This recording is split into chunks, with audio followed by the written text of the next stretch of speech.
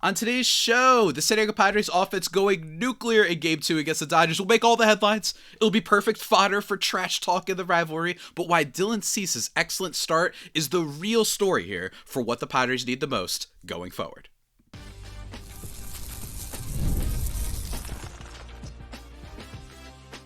You are Locked On Padres, your daily San Diego Padres podcast. Part of the Locked On Podcast Network, your team every day. Greetings, ladies and gentlemen, and welcome to another edition of Locked On Padres podcast, which is part of the Locked On Podcast Network, your team every day for Wednesday, June 11th. As always, I'm your host, the San Diego Padres fan from New Jersey, Javier Reyes, and I've been covering the team for almost 6 years.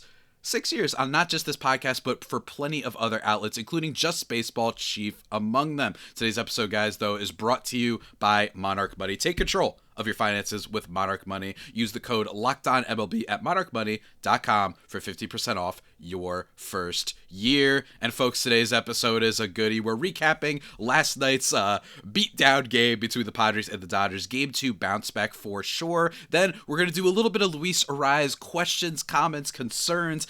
I title it Slander, dare I say. It's going to be fun talking about him and how to feel about him as a player. And then just a little bit of a question that I'm posing to you, the audience, about new trade pieces that you might be willing to give up if the Padres really do make a big splash at this year's deadline. Let us begin, folks, with last night's game. The Padres win this one by an astounding score of 11-1. And here's the thing, folks. Here's the thing. I'll take it. I'll take it any day. I'll take a win. But you know what else I'll take? I'll take a beatdown win every day, completely curing, not completely, but alleviating a lot of the pain of the game one of this series. So really, this game was kind of boring, objectively and empirically speaking, compared to the first game, because that felt like a playoff atmosphere, you know, going into extra innings, all that sort of stuff. It was just phenomenal, right? And in this game, the Padres just strike pretty much immediately. First of all, Tatis gets hit by a pitch first, which, you know, especially against the Dodgers, everyone's going to freak out about, right? Then he steals second. We're off and rolling. Arraez grounds out. Tatis gets picked off. Machado grounds out. So not the best vibe, right? But basically, after that, nothing much else happens because Dylan Cease is excellent, who we'll get to in a second. And then the Padres offense just goes nuts in this one. Not much to kind of break down, frankly, because basically everyone, with the exception of Xander Bogaerts, I know he went 3 for 5. Right? I understand he went 3 for 5 in this game with 2 RBIs. I don't care. Did it feel that great? I will say that he was hitting the ball hard in this game, right? He had a couple of balls at the exit velocity of 105, so that's cool, but we've seen this. We've seen him flirt with hitting the ball hard and it not mean anything because everything else of his game is so bad. So don't get me wrong, nice for him, but what I'm really alluding to is, of course he goes 3 for 5 with 2 ribbies in a game when we already had it basically fully in control. Tatis, he goes 1 for 2 in this game with a walk and a stolen base. Brandon Lockridge ends up coming in to frame him as well. 3 for 5 game from Luis Arráez with an RBI double. Jackson Merrill gets in on the action as well. He actually has a triple in this game, if I'm not mistaken. Yes, in the bottom of the third inning, allowing Manny Machado to score. Machado, though, continues to be an absolute beast, man. 3 for 5 with 5 RBIs in this game. Not much else to say. Gavin Sheets gets a little bit of a hit. He gets a walk, too. Luis Campusano finally gets a chance. He goes 0 for 1, though, because the Padres are insistent on starting Maldonado and what's-his-face? Elias Diaz, for whatever reason. I don't know what else to say. Tyler Wade, nothing much. Martin Maldonado actually gets a home run in this game, which is hilarious, by the way. This is the second time this year in which the Padres have run up the score, the other time being the Rockies, and the only home run came from Martin Maldonado. So just a fun little anecdote there. But let's talk about Dylan Cease, because that's the real story, in my opinion, of this game. He goes 7 innings, only giving up 3 hits, no runs, 5 walks, and 11 strikeouts. So this was kind of like a peak Dylan Cease moment, right? So the most walks he's had in a start in a while. And don't get me wrong, Dylan Cease is prone to walking batters. But still, the most walks, I believe, of the entire season for him. The most that he had before this was 4 against the Tampa Bay Rays. So that's not great. But all in all, I think the start matters for other reasons. Number one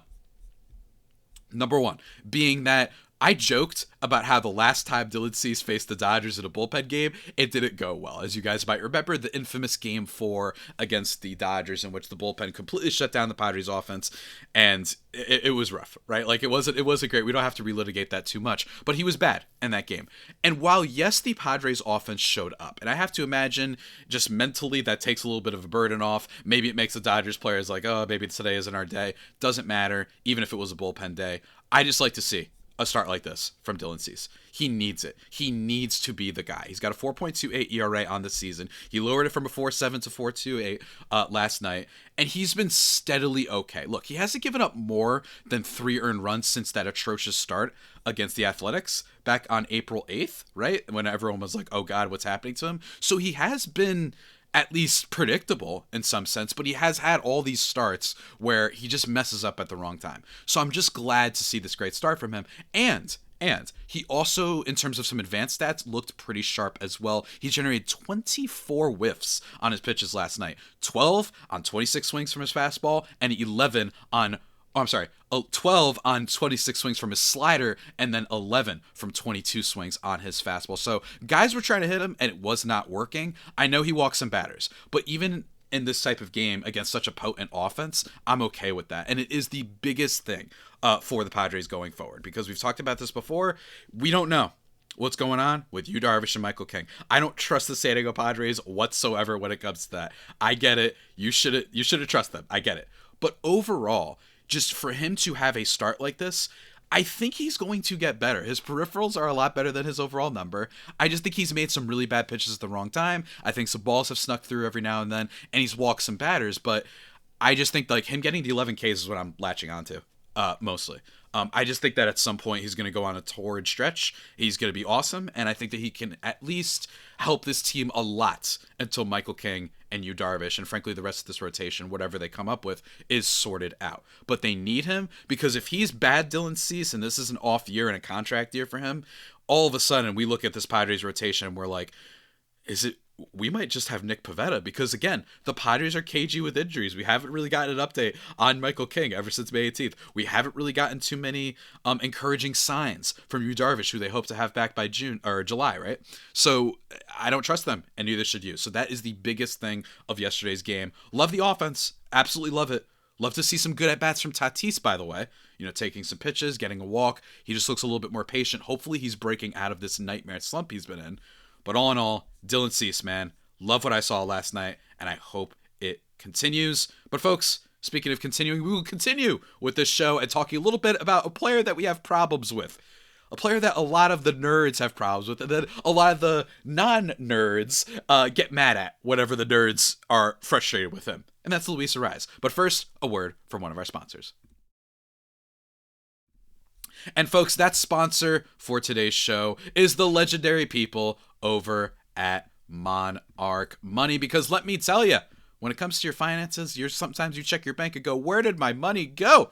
I've been dining out so much. I've been shopping. It's easy to lose track, and that's where Monarch Money comes in. Your personal CFO, give you full visibility and control over your finances. Monarch Money isn't just a budgeting app either. It's a complete financial command center, and you can track all your accounts, investments, spending in one place, so you stop just managing your money and start building wealth, giving you surprising insights and help you budget smarter and save more. You see just how much you were spending on, let's say, food delivery like myself, or they've also got just the all-in-one convenience, like I said, financial command center, and also making money, managing money with your partner is smoother than ever. You can track shared and personal accounts, set goals, and stay on the same page without the stress. So take control of your finances with Monarch Money.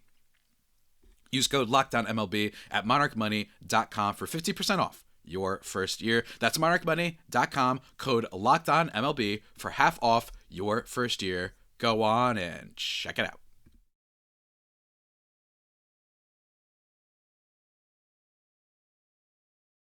And just like that, everybody, we are back thriving and vibing here on the second segment of this show. And let me tell you, you can follow me on Twitter/X and Blue Sky at Javipeno, JAVIIPENO. And be sure to do that because sometimes I pose questions. I also do that from the show account at LO_Padres if you want to check that out. And that will come in handy in the second segment if you'd like to be featured in these.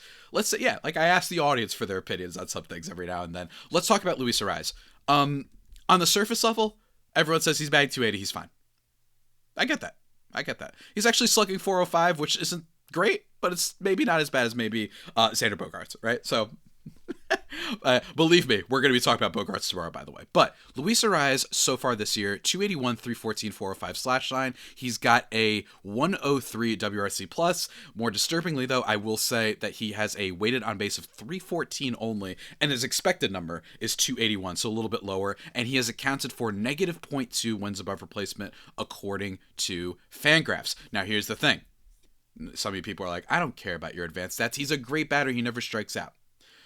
I think that it's really complicated to talk about Luis Arraez because what I think has happened personally is a little bit of a irresponsible appraisal, a little bit irresponsible idolization by the media of Luis Arraez, because in fairness to them, he has such a unique skill set that it's so fun. It's so fun to have a player that's very old school, just batting average, hitting singles, doing all that, right? And a guy who, in his career, is very good with runners on base. He tends to hit a lot, right? We talked about this on, I believe, Monday's show. Or Friday's show. One of the two. Whenever I talked about runners in scoring position, you guys know what I'm talking about. And for me, I just look at that and say, that's 100% fair. However, there are some other things with him. And I think that in game one, you saw that. The fact that he doesn't strike out can be unended, or I should say outdone. What's it called? Canceled out. Thank you. That's the word. Canceled out by his propensity to swing at everything. Right? Now, does he make contact with everything? Yes. It's a great skill to have. If you're going to swing at everything, at least you put the bat on the ball. But it makes him really predictable. And it gives way to situations like in Monday night, in which I'm not saying this is the reason the Padres lost. There's a bunch of reasons that they lost, including a blown strike three call, right? On Manny Machado. That was pretty unfortunate. But all in all, Fernando Tatis Jr. is on first base. He gets a great jump and he steals second, and Arraez swings at a pitch that he didn't need to swing at. When if Tatis gets that stolen base, all you need now is a single to bring him home. This aggressive nature at the plate and the lack of walks is what can outdo whatever he does with the low strikeout rate. And in my opinion, the problem with Arraez is that makes him predictable. When you're never striking out, pitchers are like, cool, I could just throw him a pitch that's outside the zone that I know he's not going to do anything with, or at least it's probably not going to hurt me that much. I'll take the chances, right? And there you go. Think of it as like in basketball when Russell Westbrook shoots threes, where it's like, yeah, obviously if he starts making them, that's a problem, and he can make them, but teams are going to leave him open because they know the data and the overall end game, the outcome, is going to be in their favor if you know he's going to swing at something outside the zone or a bad pitch to swing at, whatever you want to call it. So that's what kind of hurts him sometimes. And I actually posted on Twitter another thing about Luis Arraez. Yay or nay on Luis Arraez's zombie first pitch take? First of all, I think it's hilarious. I like it from that standpoint. For those who don't know, who haven't watched Padres baseball, Luis Arraez, sometimes he gets in the box, he has the stance, he's looking at the pitch, the ball comes in, he doesn't even move, and he just takes the first pitch strike. It's a little bit weird. And I asked yay or nay, and got a little bit of a mixed response. David Jarkmeyer, shout out Locked On Chargers. He's one of the best pure hitters in baseball. He can do whatever he wants at the plate, in my opinion. Skyline619 says nay. He needs to take advantage of those pitches, but instead insists on swinging at ones out of the zone. And Emo Fernando says nay on Arraez altogether. Oregon Chargers says, my preference is nay, but who am I to question a guy who has won batting titles in the last 3 seasons? KB23 says, I mean, you've got Tatis swinging at almost every first pitch, followed by Arraez taking. Very weird. Good point, by the way. Like, now, I think Arraez swings at everything, too, don't get me wrong. But good point that Tatis is, it's a little bit weird with those two sometimes, that dynamic. And lastly, Tanner says, with a strikeout rate that low, I'll let him do whatever he wants in the first pitch. So a lot of mixed responses, but to me, I really do vibe with what Skyline said, which is, nay, he needs to take advantage of those pitches, but instead insists on swinging at ones outside the zone. I think putting yourself in a hole is always kind of bad. Right? Xander Bogaerts has had this issue where he just takes these first pitches right down the donut hole, right down the middle, right? That's one of his issues. Now, again, very different players, different prognosis needed, but I think that it's worth bringing up. And for those who think that I just hate batting average, and the stat nerds hate batting average, may I point you to Jacob Wilson? Sure, part of this, the young guy for the A's could just be new shiny thing, but Jacob Wilson is a 3-win player, and you know why? Because he does generate some more walks, he slugs a little bit more, at least the bare minimum of now, and he plays some good defense, or at least plays average defense. So that's one reason people like Jacob Wilson. That's a problem with Arraez. Not very fast, no power whatsoever, and is just a really bad defender, right? That's why he's been stuck at first base. Doesn't really add much for you there. And then if you want to get even more deeper into it, right? It is really important to note that if you want to go by wins above replacement, which I really think that, yes, it's an advanced stat, but I do think that it is really helpful with giving you an idea of the overall value that a player brings, not just offensively, but defensively too. Mike Petriello actually tweeted this yesterday. Since the 2023 All-Star Game, Luis Arráez has a 107 WRC+, which is not amazing considering his, prodigious, dare I say, almost mythical hitting ability, and a 1.6 wins above replacement mark. And he says, I get that the 4% K rate is wild and everyone loves that, but we're also now coming up on 2 calendar years of not adding a ton of value overall. That's right. He is a player who should be more viewed as like a role player, and I think that does possibly fit on this Padres team. But that 1.6 wins above replacement mark since the second half of 2023. So that's like, what is that, like 80 games, and then plus 160, and then plus the 60 we've got now. That's like a little bit more than 200 games in which he's been about as good as 1 year of Jake Cronenworth. Right? Like, that's kind of what we're seeing here. And I just think that part of that, granted, can be attributed to the fact that he's playing for the Padres a lot. And in his career, Luis Arráez, for whatever reason, does not hit well at Petco. I don't know what the issue is here. I have not understood this for a very long time, right? But whatever it is, this has just been kind of his thing, right? Maybe he could be better elsewhere. His home splits have actually caught up a little bit. I will say 105 WRC plus at home, and 101 away. I know last year he was really bad at home versus away. But even still, we're just kind of seeing this guy who the name doesn't, and the hype of his skill set doesn't match the production.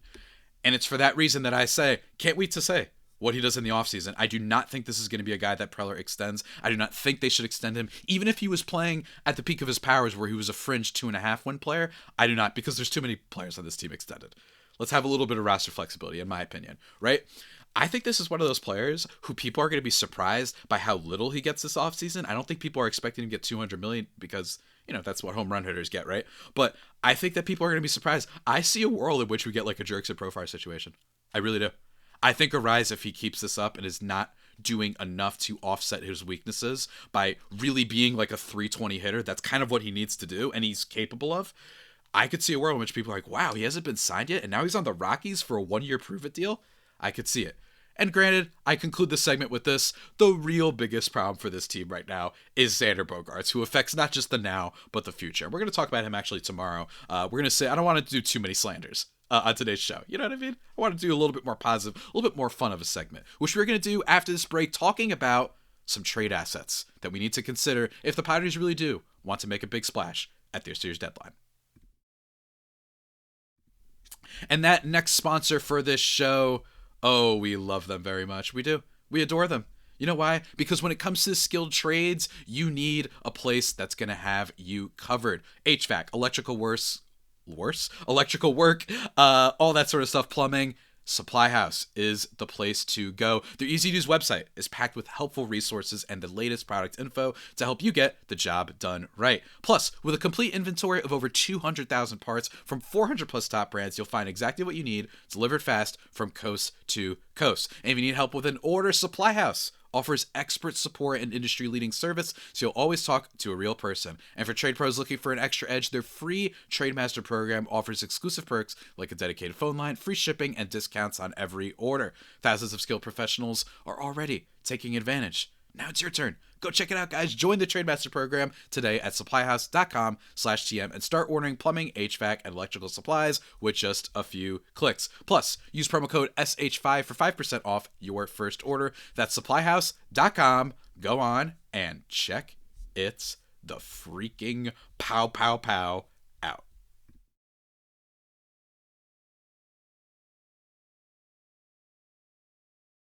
And just like that, everybody, we are thriving and vibing into the final segment of this podcast. Remember, if you want to be featured like I did with the poll question of that last segment on this show, tweet at me at Javipeno, JAVIIPENO, on Twitter/X and Blue Sky. You can also reach out to @L_Padres for other questions on the show. Whatever you want. I'm going to start getting the Padres account a little bit more just for posting show updates, and then me for my thoughts and whatnot. But yeah, go check that out, guys. And also, if you couldn't tell during that ad read when I said, check it the freaking boom boom pow out, yeah, I almost cursed. That's why I had to like stutter for a second. I had to like fix it. It was very weird. Recording's fun. Anyway, last segment of the show, let's talk about some trade assets for the Padres. And the big thing is this.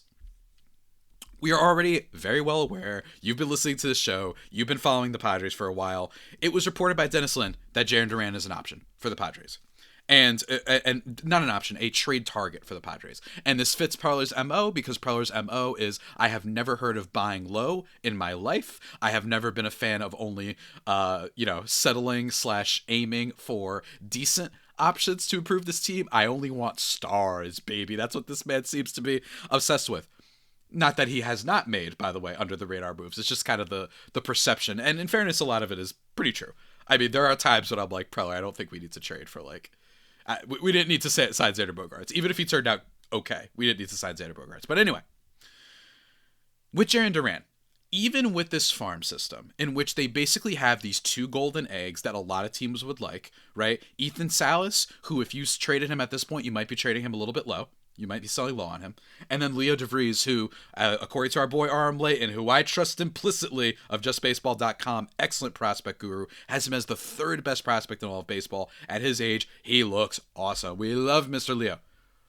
That being said, do they have the overall farm cachet to go after Jaren Duran and years of club control, a great defensive player, and a player who was a 6-win guy last year? Speaking of wins above replacement in the last segment, 6-win player last year. Even if you gave up, right? Like, because my thing is, like, I really don't want to give up these guys. I just want to chill for a second, and I'm really worried about catcher, because if Campy isn't playing well, unless Brandon Valenzuela is going to turn out like a shocking development occurs with him, it seems like he's just destined to be a backup catcher, right? This team is just, I don't know what they're going to do with catcher, right? And Salas, at the very minimum, he has the aura, he has the drive, he has the intangibles I think that you want from a catcher to at least be great defensively, right? And then the bat could potentially come as well. Arm compared him to Gabriel Moreno out of Arizona. So, like, I don't know if he's going to be that good, but if he's just like 70% of that, I really want to keep that. It just means so much for this team that I feel like has just been pretty much a nightmare at catcher outside last year with the Kyle Higashioka, that weird Gary Sanchez, Luis Campizano season in which it didn't matter, but they were both really good. And I get it. But overall, I want a catcher of the future. I want someone that we can rely on. I think that would be a really big plus for this team. And I really would rather not give up to Breeze because he's so good and talented. Now, here's the thing. Could you potentially, and I pose this question to you, the listeners, viewers, audience, whatever, trade? Would you be willing to trade Jeremiah Estrada or Jason Adam as part of a package deal? Let's say it's Jason Adam, Ethan Salas, throw in a Cobb Hightower, and maybe one other guy for Jaren Duran. Would you be willing to do that? Now, here's the thing. I know. Or Estrada, by the way. One of the two. Here's the thing. Those guys have been ice. And if you're wondering why the heck would relievers, really? We're trading relievers for this stuff? Well, the Boston Red Sox have been pretty dreadful when it comes to their pitching, right? In basically every aspect. And I actually think that their starting pitching isn't too bad. I think that they can fix that as time goes on. I think that the big thing to note here is that the Red Sox might just like bounce back and try again for it next year. So I think that having a really good reliever could be big for them. And these two guys are under control for a while. Now, I know a lot of people might not know this, but Jason Adam, I think what has made him such an amazing acquisition, and in a lot of ways, I think redeems some of my issues with the deadline last year in which you gave up all your pitching prospects, which is arb avoided for this year. He's got arbitration for it next year, and then he's a free agent unrestricted in 2027. So you've got some years of control there, right? You've got some years of control on Jason Adam that could make him an appealing other piece, considering that this is a guy that, I mean, in terms of relievers, is among the league best, right? Jeremiah Estrada also has that thing. He isn't even in ARB 1 yet. He's still in pre-ARB. So you'd have him for a long time, and he looks like the guy who could be the next up closer for any team in baseball. And frankly, I think that while